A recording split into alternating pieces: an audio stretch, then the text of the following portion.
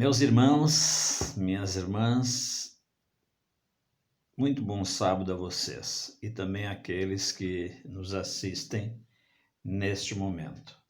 O tempo passa tão depressa e nós estamos já na segunda lição dessa série de 13 lições que deveremos estudar até o final do ano de 2020. E a nossa segunda lição traz como título A Família. E o título central de capa da nossa lição é Educação e Redenção. Portanto, ao longo dessas 3 lições, teremos muitas coisas para falar sobre educação e redenção. E o título desta lição de hoje é A Família. E eu quero ler para vocês o texto áureo, o verso áureo, dessa lição que está lá no livro de Provérbios, capítulo 1, e no versículo 8, que diz assim: Filho meu, ouve o ensino de teu pai e não deixes a instrução de tua mãe. Isso aí Salomão já escreveu prevendo e nos oferecendo como um alerta contra as seduções ou a sedução dos pecadores, que poderiam intentar sobre os nossos jovens. Então ele escreveu este verso para que fosse o cerne, da educação da época, e que deve ser a educação ainda hoje, dos pais de hoje, para os filhos, que não esqueçam dos ensinos do seu pai e também não deixe a instrução de sua mãe. Bom, como seres humanos devemos sempre aprender, porque a vida é uma escola, isso até é um dito popular, e isso é fato. A vida é uma escola. E os fiéis em Israel haviam dado muita atenção à educação dos jovens naquela época.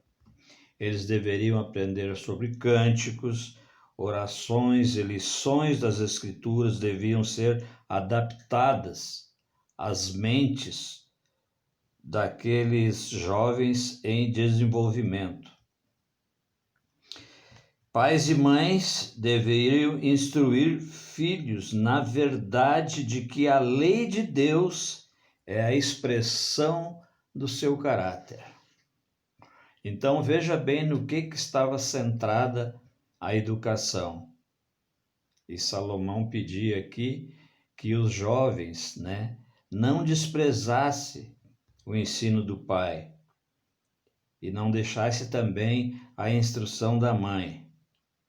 E era baseado nisso. O que eles tinham que aprender? Eles tinham que aprender sobre cântico, e aprender sobre as Escrituras. E saber que a lei de Deus, ou seja, o que está lá nas Escrituras, é pura e simplesmente a expressão do seu caráter, ou seja, do caráter de Deus. Eu não sei se deu para você entender até aí, mas era como se desenrolava e o ensinamento naquela época, e a gente não tem, inclusive nas Escrituras, não tem dados maiores como explicar, só temos a certeza que os ensinamentos eram calcados na palavra de Deus. Isso nós podemos ter certeza. Embora não há muitos detalhes, nas páginas iniciais das Escrituras, que quando foi instituída ali a primeira família, e isso nós vamos ver mais adiante, Então, não temos mais detalhes do que ocorria lá nos primórdios da história da humanidade, embora tenhamos a certeza de que a educação naquela época se dava na própria estrutura familiar. Gozado isso, Como é que a educação, o ensinamento não vai se dar na estrutura familiar. Mas veja bem, se você traçar um paralelo, o que se vivia naquela época e o que se vive hoje, hoje os meninos, as meninas estão saindo de casa aí com 15, 16 anos, vão complementar os seus estudos, às vezes longe de casa, longe dos pais.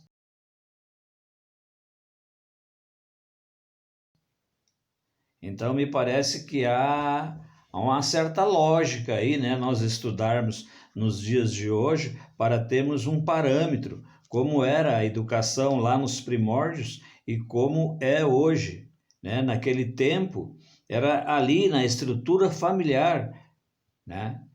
E o método era centralizado, por exemplo, na família. Adão era o filho de Deus, como está lá em Lucas 3:38, quando fala da genealogia de Cristo. Ali você vai ver que Adão era o filho de Deus. E era de seu pai que os filhos do Altíssimo recebiam instrução. Tinham, no mais estrito sentido, uma escola familiar. No mais estrito sentido, uma escola familiar. Lidava com as maravilhas da criação e, após o pecado, com o plano da redenção. Meu irmão, eu estou fazendo para você hoje apenas uma abertura.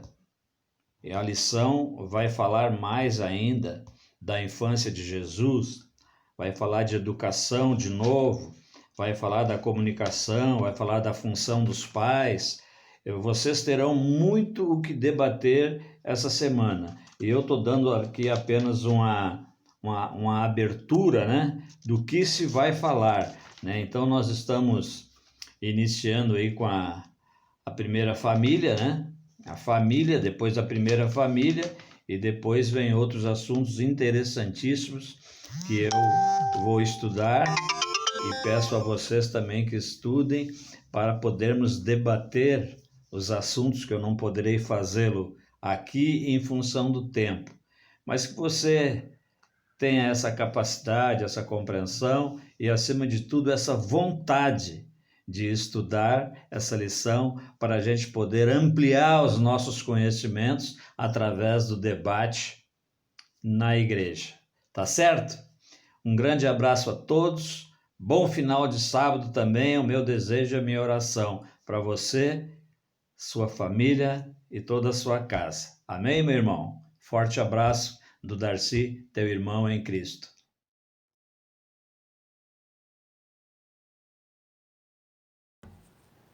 Bom dia, irmãos, bom dia, amigos.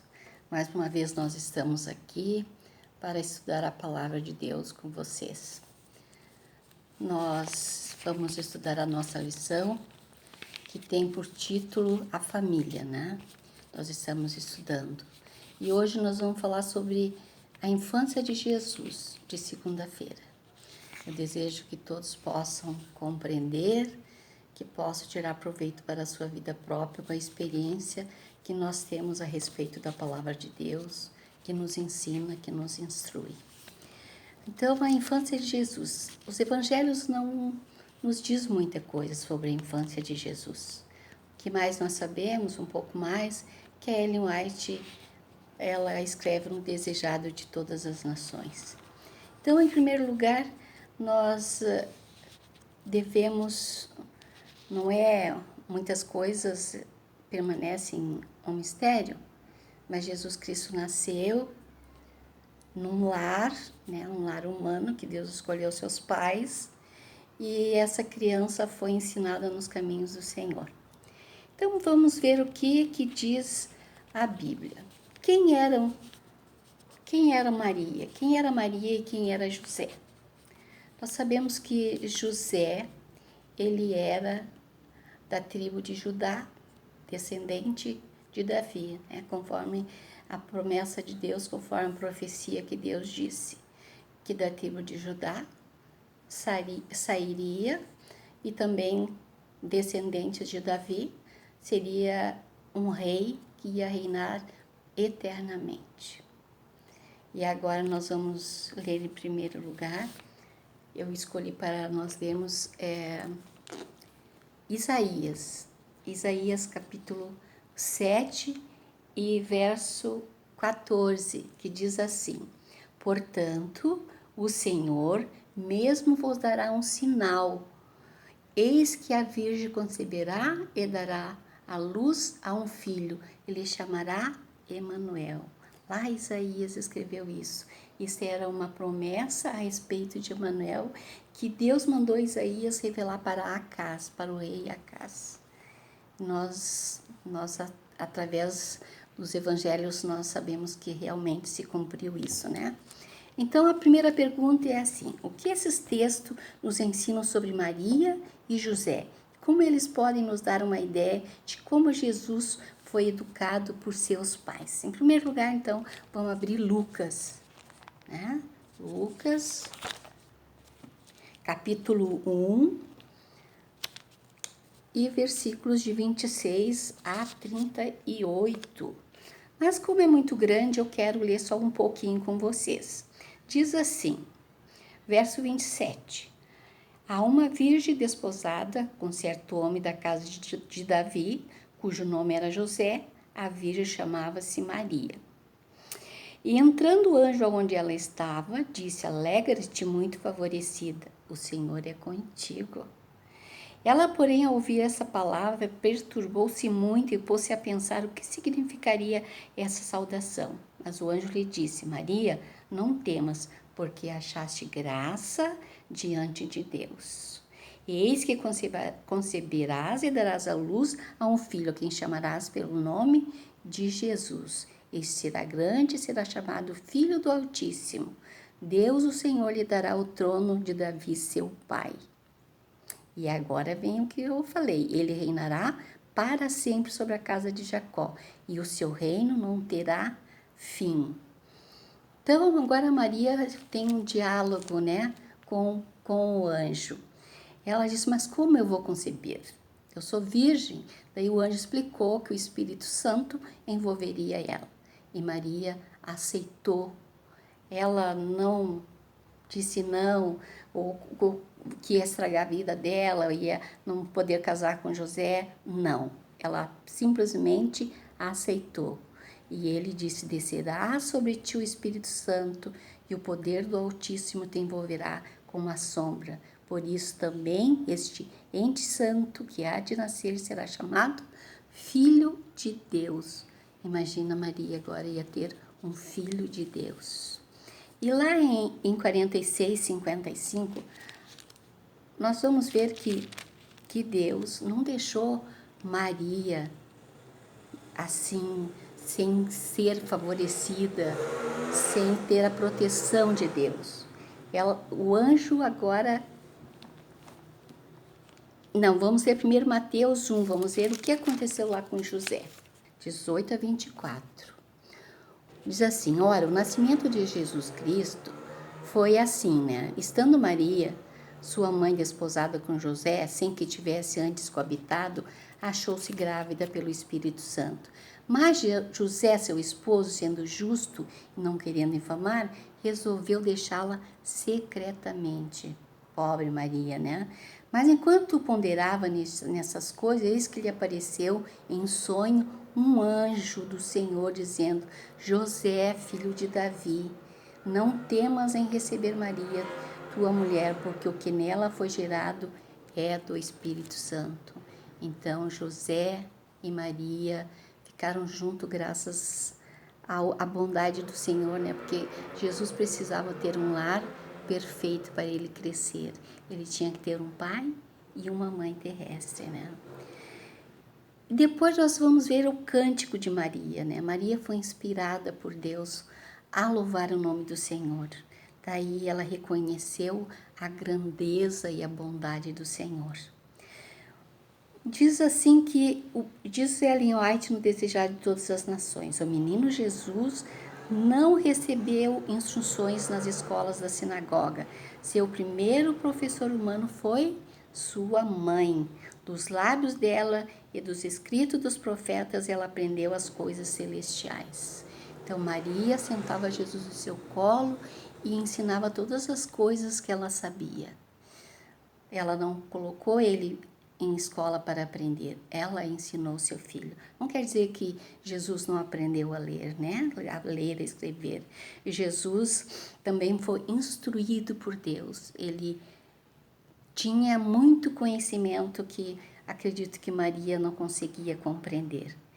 Não necessitava da educação obtida de tais fontes por Deus, porque Deus era seu instrutor. Ele não necessitava de ir para a escola lá dos judeus, onde eles, na sinagoga, onde eles aprendiam, porque Jesus, ele tinha sabedoria, porque a Bíblia diz que Jesus crescia em sabedoria e estatura, né? Ele ia crescendo e ia tendo mais sabedoria. E Jesus, desde os pequenos anos, ele sabia que ele tinha uma missão neste mundo. Ellen White diz assim: leia novamente a citação de Ellen White, como Jesus aprendeu de sua mãe as palavras que ele mesmo havia falado. O mesmo Senhor, né? Eu sou, que escreveu, que ensinou Moisés, estava lá agora sendo ensinado por Maria. Mas, irmãos, é um exemplo para nós, ensinar nossos filhos, desde pequeninos, as palavras do Senhor. Nós temos que instruir no conhecimento do Senhor. Assim como Jesus crescia em sabedoria e estatura, nossos filhos também podem aprender. E Deus, na sua bondade, na sua misericórdia, deu uma família perfeita para Jesus. Eles eram humanos, mas Deus escolheu umas pessoas dedicadas, capazes de dar uma boa educação para Jesus. E Jesus era bom, o espírito de o desejar de todas as nações, diz Ellen White, que quando Jesus ficou adolescente, que ele trabalhava com seu pai, ele pegava, na hora de levar comida para seu pai e para ele dava o seu alimento para as pessoas que precisavam. Ele sempre ficava sem almoço. Esse era o nosso Jesus. Ele já sabia. Jesus era extremamente bondoso. Eu imagino que criança maravilhosa deveria ser Jesus.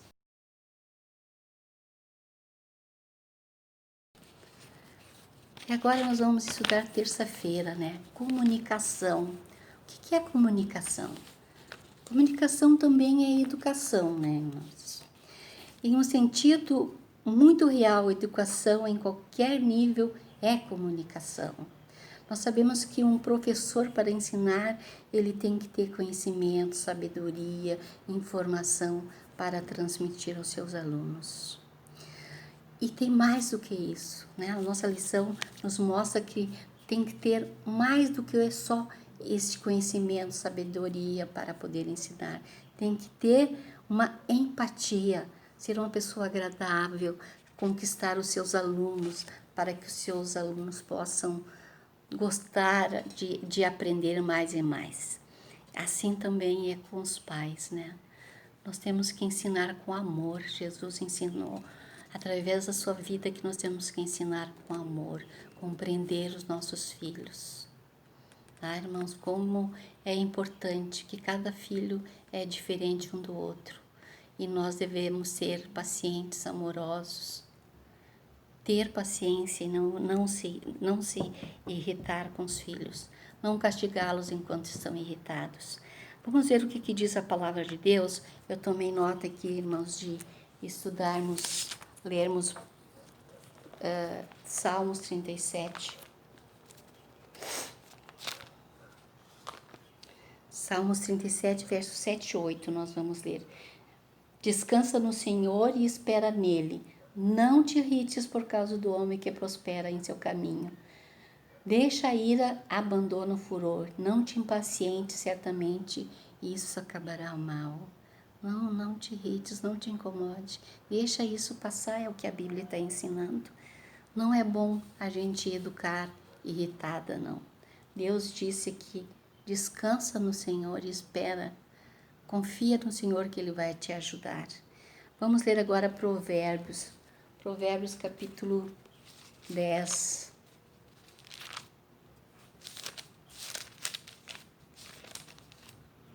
capítulo 10, verso 31 e 32.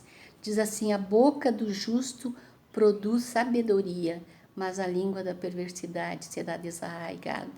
Os lábios do justo sabem o que agrada. Então, o que nós aprendemos com isso, queridos? Que a boca do justo produz sabedoria. Nós temos que ter sabedoria para educar. E essa sabedoria Deus nos prometeu que Ele dá a todos a quem pedir. Então vamos usar este amor que Jesus nos dá, essa capacidade de nós conhecermos a palavra de Deus para instruir os nossos filhos, desde pequenininhos, lá no ventre, já começar a falar de Deus, do seu amor, de Jesus Cristo, e principalmente, irmãos, aos pais, como devem estar preparados para ter filhos. Eu comprei um livro que eu queria mostrar para vocês, ó. Orientação da criança. Esse livro aqui, irmãos, é perfeito. Ellen White realmente estava inspirada por Deus. Tem tudo que uma mãe precisa para ensinar o seu filho. Você sabe que às vezes a gente acha que nós não somos culpados, né, dos nossos filhos sair da igreja. Mas será que nós estamos preparados para ter filhos e ensinar no caminho do Senhor? Esse livro aqui, que eu tenho aqui na minha mão, toda família deveria ter antes de ter filho e estudar esse livro, pai e mãe, para ver a importância que é a educação de uma criança. Aqui nos diz assim, o apóstolo João 3,18, ele nos ensina a amar, com bons atos, com o nosso testemunho, com as nossas atitudes. Né? O pai tem que ser um exemplo para o filho, a mãe deve ser um exemplo para o filho. Não só ensinar o caminho do Senhor e fazer as coisas que não estão conforme a Santa Bíblia. Tomar tempo para semear a semente da comunicação não apenas prepara os membros da família para um relacionamento pessoal com Cristo, mas também ajuda a desenvolver relacionamentos interpessoais dentro da família. Todos da família vão viver melhor. E ainda diz mais, isso abre canais de comunicação que teremos prazer em ter formado quando os filhos atingirem a puberdade, a idade adulta. É verdade, irmãos. As crianças que têm uma boa base na adolescência terão uma adolescência mais fácil. Quando adultos vão ter uma vida melhor nos seus trabalhos, nas suas amizades, na sua família. Tudo, queridos, influi como foram ensinados. Que Deus nos ajude a sermos bons pais, a nos espelhar em Jesus Cristo, em quem foi Jesus, como Ele viveu, como Ele quer que nós sejamos. Que Deus nos ajude, que Deus nos abençoe. Amém. Olá, meu irmão, olá, minha irmã, que bom que você está conosco. Vamos começar mais um trimestre, estamos no último trimestre do ano. E esse trimestre nós temos um assunto muito gostoso, muito especial, que é sobre educação e redenção. Começa lá no Éden e agora nós vamos trabalhar durante todo esse trimestre sobre isso, sobre educação no nosso lar, como devemos fazê-la, a fim de que nós e nossa família, com nossos filhos, possamos receber Cristo e ir morar eternamente com Ele. Essa semana nós temos um assunto bem especial, que é a família. E hoje, quarta-feira, nós estamos estudando, o título é a função dos pais. Os pais têm uma função muito especial. Pai, mãe, tem uma função muito especial que é a de formar a família, de educar os filhos no caminho do Senhor, no temor do Senhor. A lição diz assim: os pais têm a responsabilidade de ensinar seus filhos a amar o Senhor de todo o coração. Eles devem ensinar o temor do Senhor, uma completa devoção amorosa e submissão a Ele. Quando os pais se concentram nesta orientação, certamente a chance dos filhos servirem a Deus, serem homens e mulheres tementes a Deus na sua vida adulta, ela é muito grande. Então, quando nós estamos aqui estudando nessa semana, nesse trimestre, nós vamos aprender como orientar, educar nossos filhos no caminho do Senhor. A pergunta 4 da lição diz assim: o que pais e mães podem aprender com esses textos? Aqui tem vários textos, eu vou me concentrar em Efésios 5, 22, 23, 25 e 26, que diz assim: as mulheres sejam submissas ao seu próprio marido como ao Senhor. Que tipo de submissão a mulher vai ser ao marido? Como se fosse ao Senhor, mas quando esse marido também é um homem temente a Deus. Quando esse marido é um homem que é fiel a Deus, é um homem que tem uma vida semelhante a de Cristo, que tem uma mente semelhante a de Cristo. E o verso 23 diz assim: porque o marido é a cabeça da mulher, como também Cristo é o cabeça da igreja, sendo este mesmo o Salvador do corpo. Aqui é uma analogia, né? Faz uma marido, mulher, Cristo e a igreja. Se o teu marido é um homem temente a Deus, é um homem que está disposto a fazer tudo para a salvação da tua família, da tua vida, dos teus filhos, então esse homem é nesse sentido que Deus está dizendo: seja submisso ao seu marido. No verso 24, assim: como porém a igreja está sujeita a Cristo, assim também as mulheres sejam em tudo submissas ao seu marido. Nós estamos falando de um marido submisso a Deus. Maridos, amai vossa mulher, como também Cristo amou a igreja e a si mesmo se entregou por ela. Que amor é esse que Deus está pedindo que o homem tenha que o marido tenha pela sua esposa?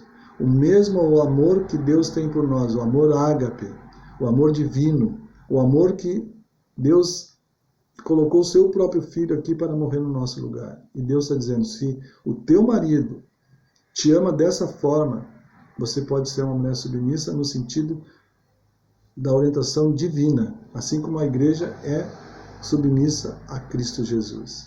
Mas marido, você precisa amar a sua esposa de forma divina, amar a sua esposa assim como Cristo amou a sua igreja e deu a sua própria vida pela sua igreja. Que nós possamos entender que quando nós fazemos isso, nós vamos orientar nossos filhos. A nossa função como pais e mães vai ser de mostrar um Deus de amor, ser submisso a esse Deus, orientar nossos filhos, e quando eles crescerem, a chance de eles serem fiéis a Deus, trilhar os caminhos do Senhor e se preparar para a vida eterna, ela cresce muito, muito nesse percentual. Agora, a lição também diz assim: portanto, a regeneração e instrução que devemos oferecer é um evangelho proativo, contínuo, no qual incutimos a verdade de Deus em nossos filhos e os preparamos para o relacionamento deles com Cristo.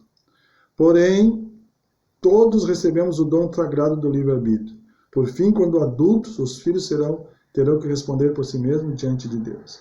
Então, nós precisamos dar o suporte da educação cristã em nosso lar hoje, como pais, para que nossos filhos no futuro permaneçam nos caminhos do Senhor. Sejam fiéis a Deus, se preparem para a volta de Cristo por aquilo que eles aprenderam no lar enquanto estiveram morando com seus pais. Por isso, pais, não deixe de orar todos os dias, não deixe de estudar a sua Bíblia todos os dias, não deixe de testemunhar todos os dias para que o Senhor o use na educação e na orientação dos seus filhos. Que Deus o abençoe, que você, mãe, você, pai, possam educar seus filhos e possam, quando Jesus voltar, ver a sua família reunida para morar eternamente com o nosso Deus. Amém. Meu irmão, estamos dando continuidade à lição desta semana. Estamos na lição de quinta-feira. Hoje nós vamos estudar o tema, o título como Para Não Esquecer.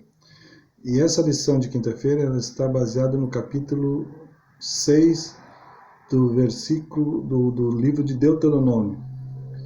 E esse livro fala sobre as instruções de Moisés ao povo, chamando a atenção por tudo aquilo que Deus tinha feito pelo povo, como o povo deveria se comportar a partir de agora, relembrando sempre de que Deus os tinha cuidado, os protegido, libertado da escravidão do Egito.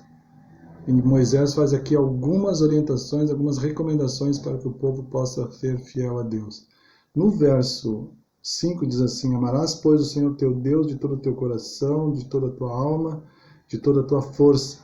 Essas palavras que hoje te ordeno estarão no teu coração. Tu, no caso os pais, as inculcarás aos teus filhos e delas falarás assentado em tua casa e andando pelo caminho e ao deitar-te e ao levantar-te. E também as atarás como sinal na tua mão e te serão por frontal entre os olhos.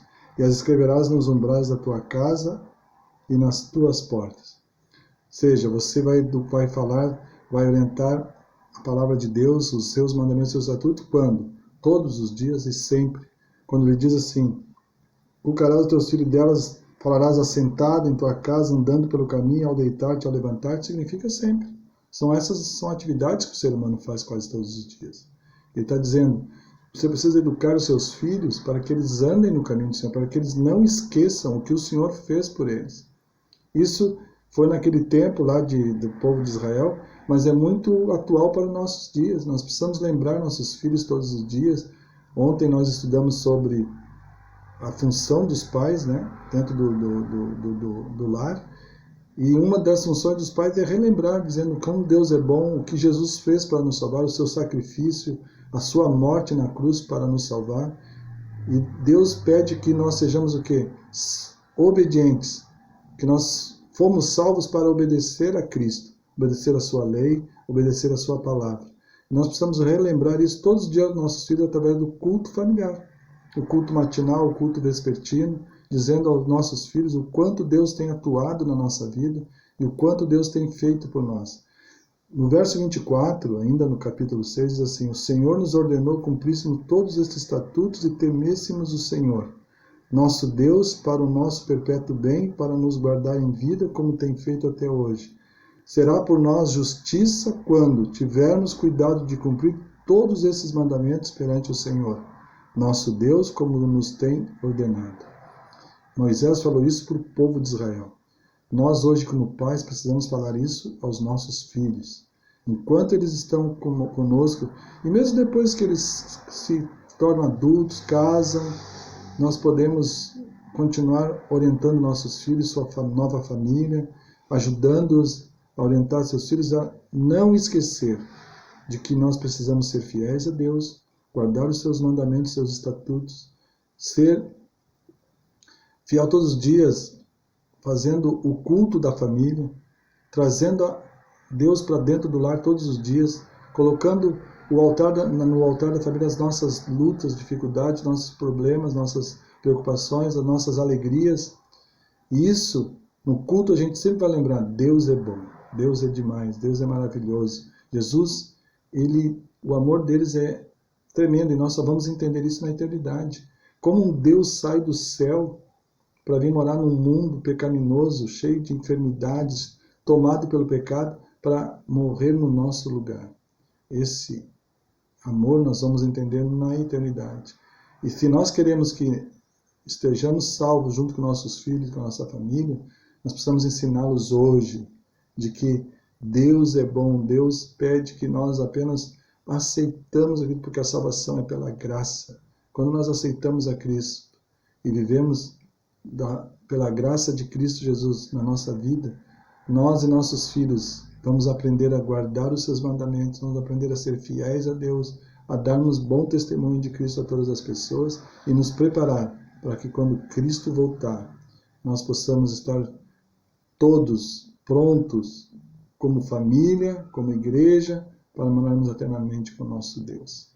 Que nós possamos não esquecer de ensinar esses ensinamentos aos nossos filhos. O nosso lar precisa ser uma escola cristã diária, onde nossos filhos aprendam a como ser obedientes ao nosso Deus. Que Deus abençoe o seu lar, que Deus abençoe o meu lar. Essa é a minha oração por mim e por vós. Amém.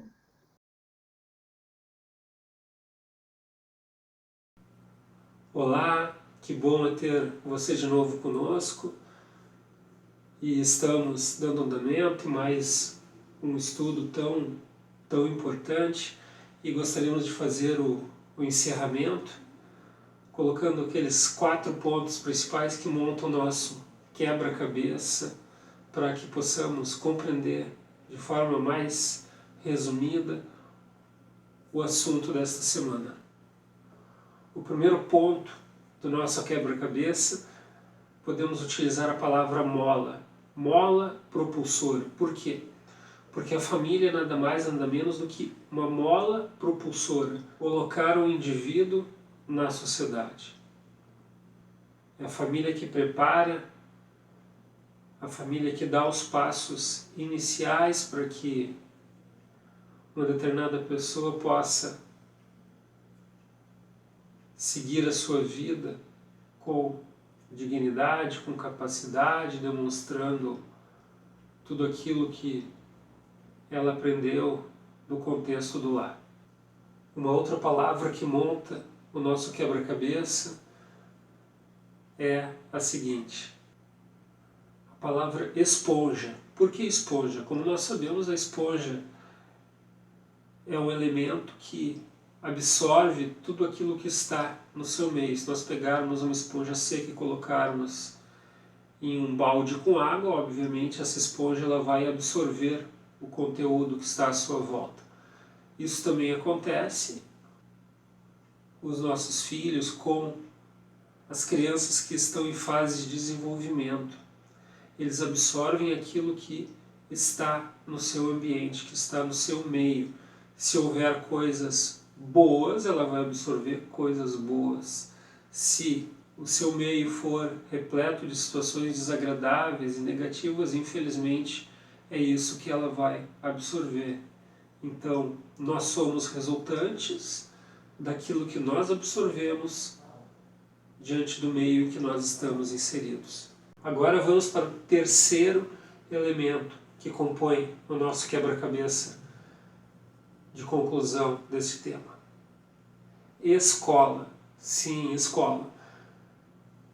Qual é a primeira escola com a qual nós nos deparamos ao longo do nosso desenvolvimento? Não é aquela escola formal, com a sala de aula clássica, com as cadeiras, a mesa, o professor, o quadro, livros. A primeira escola que nós nos deparamos ao longo de nossas vidas é a família. Então, a família ela é a primeira escola. A família ela é responsável por inserir no indivíduo os primeiros fundamentos de aprendizado. Então, a família ela tem a conotação e ela é a nossa primeira escola. Quarta palavra-chave do nosso quebra-cabeça é ouvir. Como é importante ouvir. Falar dentro de um contexto familiar é importante, com certeza, muito importante. Mas aqueles que sabem ouvir, que desenvolvem a habilidade do ouvir, vão colher ótimas recompensas ao longo de suas vidas. Quando nós desabilitamos o modo de ouvir, sérias consequências podem acontecer. Se nós não ouvirmos a buzina de um determinado veículo, isso pode causar um sério acidente. Se nós não ouvirmos a dica que é dada através de um profissional da medicina, também podemos correr grandes riscos. E por que não, se nós não ouvirmos as dicas preciosas de pessoas mais experientes de nossas famílias, isso é um elemento muito, muito importante. Então, relembrando as 4 palavras-chave que montam o nosso quebra-cabeça: mola propulsora, esponja, escola e ouvir. Se você montar essas 4 palavrinhas, você vai ver que elas fazem muito sentido dentro desse tema tão importante que é família. Agradecemos a sua companhia ao longo de mais esse estudo, que os seus conceitos sobre a visão de família possam ter sido enriquecidos e com certeza Deus vai te ajudar ao longo da tua jornada e que a tua família possa ser abençoada em todos os sentidos. Felicidades e tudo de bom para você. Amado e poderoso Pai Celestial, te agradecemos, Senhor, por mais um estudo magnífico, neste caso, referente à família. Esteja, Senhor, abençoando, por favor, todas as famílias que conhecemos, aquelas que participaram desse estudo e todas as demais. Que os teus braços de amor possam estar nos envolvendo. É por Jesus que te louvamos e agradecemos. Amém.